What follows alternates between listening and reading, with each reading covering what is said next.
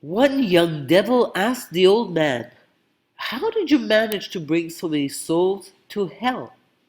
The old devil answered, "I instilled fear in them." Answers the youngster, "Great job! And what were they afraid of? Wars? Hunger?" Answers the man, "No, they were afraid of the disease."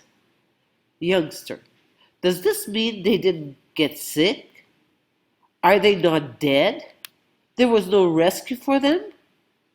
The old man answered, "No, they got sick, died, and the rescue was there." The young devil, surprised, answered, "Then I don't understand." The old man answered, "You know, they believe the only thing they have to keep at any cost is their lives. They stopped hugging, greeting each other. They moved away from each other. They gave up all social contacts and everything that was human. Later, they ran out of money, lost their jobs, but that was their choice because they were afraid for their lives. That's why they quit their jobs without even having bread. They believed blindly everything they heard and read in the papers. They gave up their freedoms. They didn't leave their own homes, literally anywhere. They stopped visiting family and friends. The world turned into such a concentration camp without forcing them into captivity. They accepted everything, just to live at least one more miserable day. And so living, they died every day. And that's how it was very easy for me to take their miserable souls to hell. Old Devil's Letter to the Young Devil, 1942. Apocalypse 2030. You will have nothing, but you will be happy. Our world is transforming. COVID-19 was the test of social responsibility. A huge number of unimaginable restrictions for public health were adopted by billions of citizens across the world. There were numerous examples globally of maintaining social distancing, wearing masks, mass vaccinations, and acceptance of contact tracing applications for public health, which demonstrated the core of individual social responsibility. Humanity is in a behavior experiment. Obey, buy, conform, submit, stay asleep, watch TV, consume, and most importantly, do not question authority. Submit, obey, and conform. If World War III had already started, would you know it? Humanity is at war, and it is happening in the mind. The most effective way of protecting yourself and your family is to turn this piece of shit off. The following is from Personocratia's booklet 10, Society Towards Paradise on Earth, pages 10, 11, 12, and 13. The original illusion. In the absence of a direct link with a deva, which is god of a species, who rules mentally over all individuals bearing the same genetic code. I, human being, am looking for someone to guide and protect me. I readily agree to be ruled by external authorities. Parents, boss, state, religion, Mother Nature. And I obey their laws out of fear for punishment they might bring onto me. I'm not aware that I live in a world of illusion, in which the original illusion is the separation of creatrix and creature. I believe that the creatrix is outside of her creature.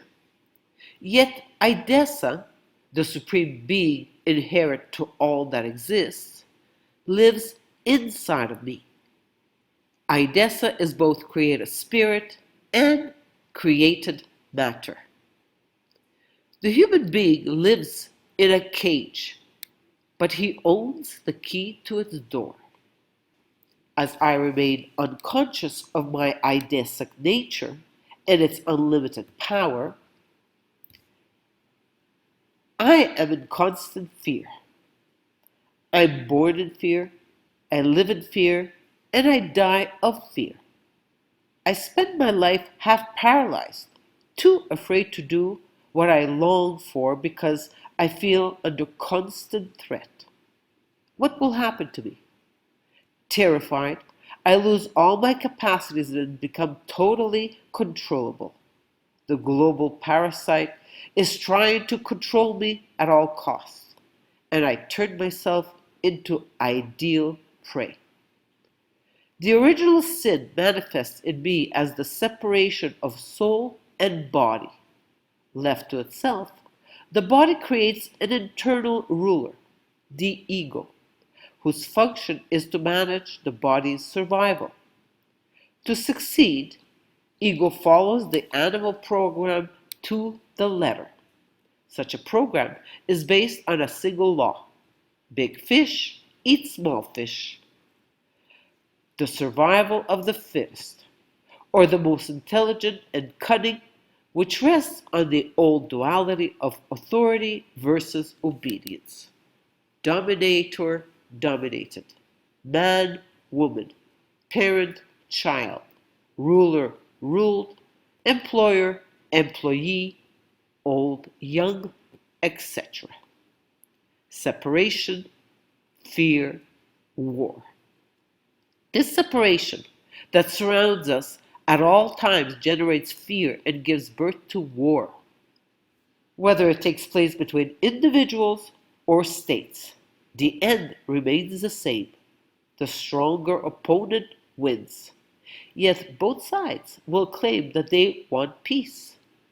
They overlook the fact that in the world of illusion in which we live, peace is simply a period of cheating between periods of fighting. In fact, whether I attack or defend myself, I am at war with a winner and a loser, a dominator and a dominated. As for resistance, it is the black sheep's favorite weapon, but it's still war. Does that mean that I should remain an obedient and submissive white sheep? No. The time has come to refuse the government of ego and to choose the government of my soul. The latter holds the balance of power as it vibrates faster than the body. Higher frequencies always prevail over lower ones. That is why the soul is invincible. When my body follows the soul's advice, it loses progressively its propensity for fear. Eventually, it learns invincibility and true peace finally settles in. In the past centuries, we have had proof of soulish omnipotence. Soulish is an adjective related to the soul or parts of the body under its governance. Its irresistible vibration manifested inside the bodies of individuals who had chosen the soul's governance. Let us remember Joan of Arc, who led the French army against the English, or the man who succeeded in blocking a line of tanks on Tienanmen Square in China in 1989. Guy also experienced such a moment when facing the judge from the Court of Canada in 2009. She sincerely gave free rein to her soul and accepted whatever would result from the event. She simply kept repeating to the judge, I am a sovereign being with a body, a soul, and a spirit. After the trial, someone told her, you won. She answered, no, I didn't win. I didn't play. I also experienced a similar situation when I was in Colombian jail. In my latest video, you were accurate in saying jail destroyed me. I describe more details of my ego destruction. I wrote, in March of 2018, we traveled back to Ecuador to bring back some furniture we had purchased in Ecuador. When I was back at the Colombian border, I was detained because by this time there was an Interpol red flag on my name. I went into a Colombian jail with the threat of deportation back to Canada because I did not show up in court that third time. The judge, who finally showed up on this third attempt, sentenced me, that is, the name, the person, me, to another 5 years in jail. In Colombian detention, which was horrible, I was informed that the Colombian system had up to 5 days to check out the facts about my case and make a decision.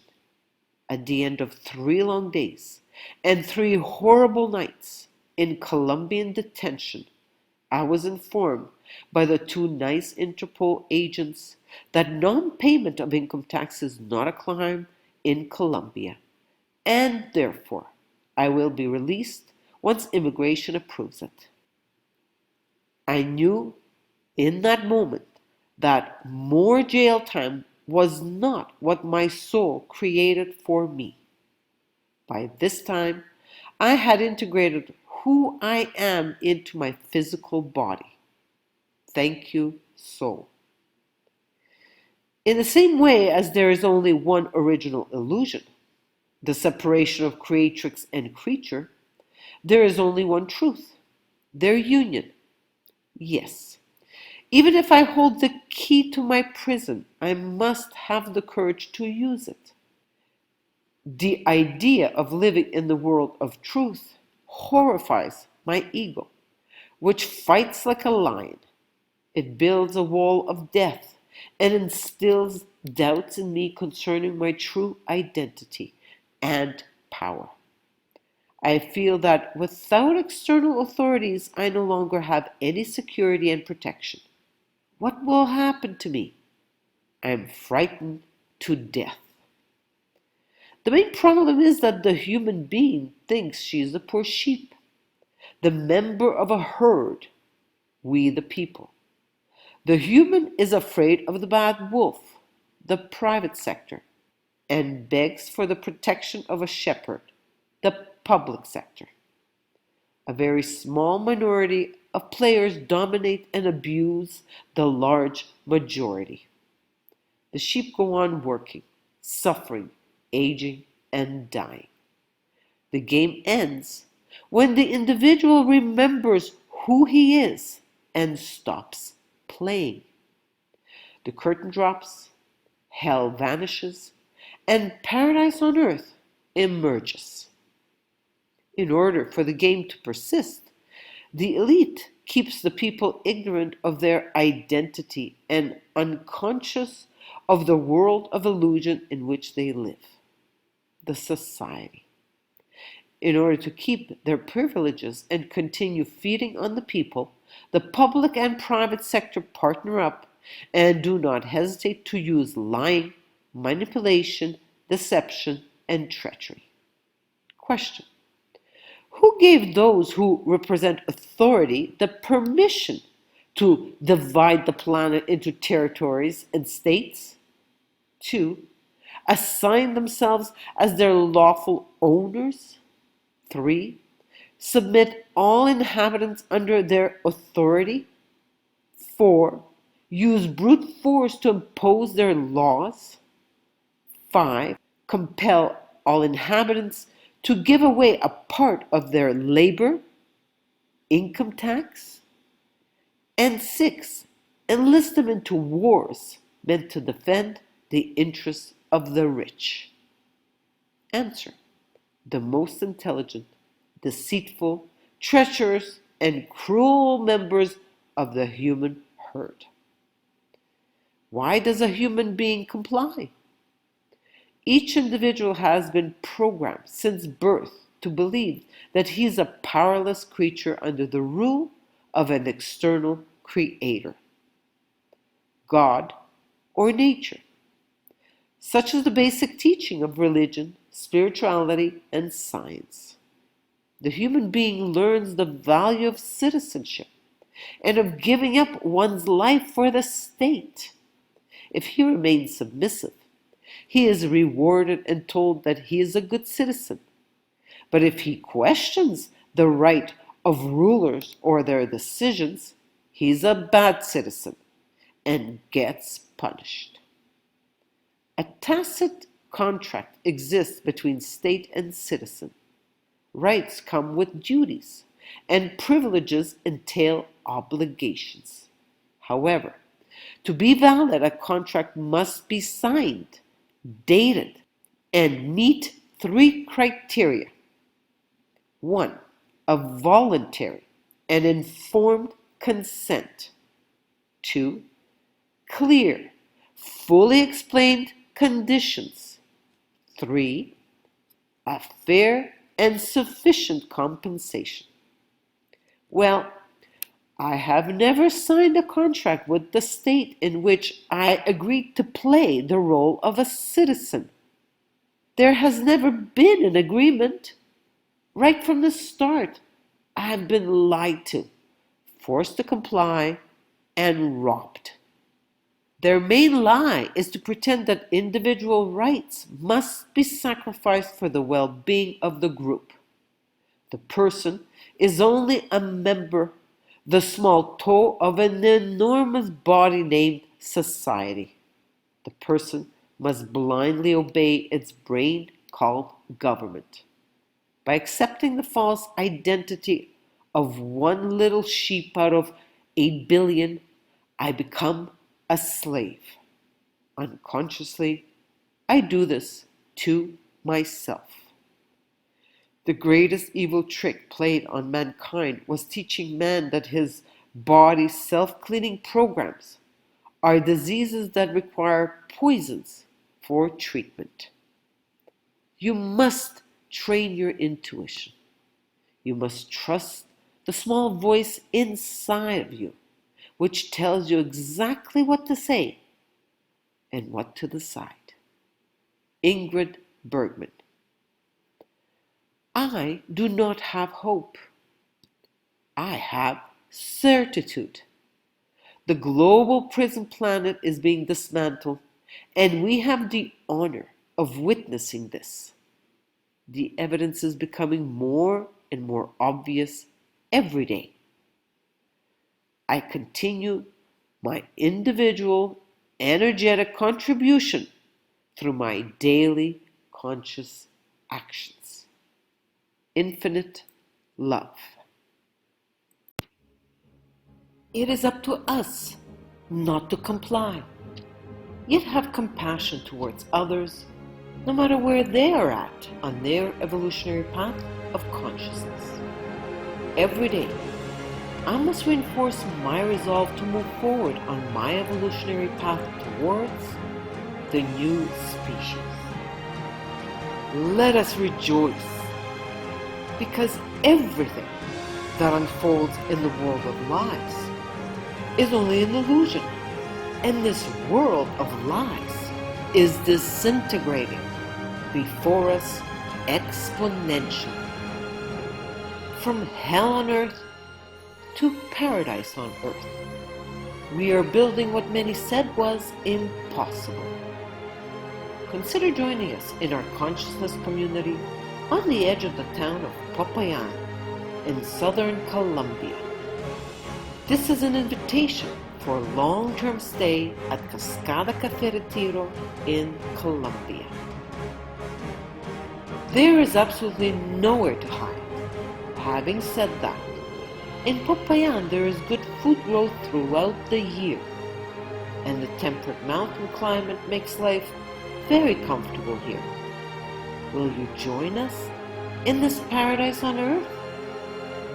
I consult by phone and offer tools so that you can find your individual solution by making contact with your soul. Please share my videos so that this information can reach the people who need it. Infinite love.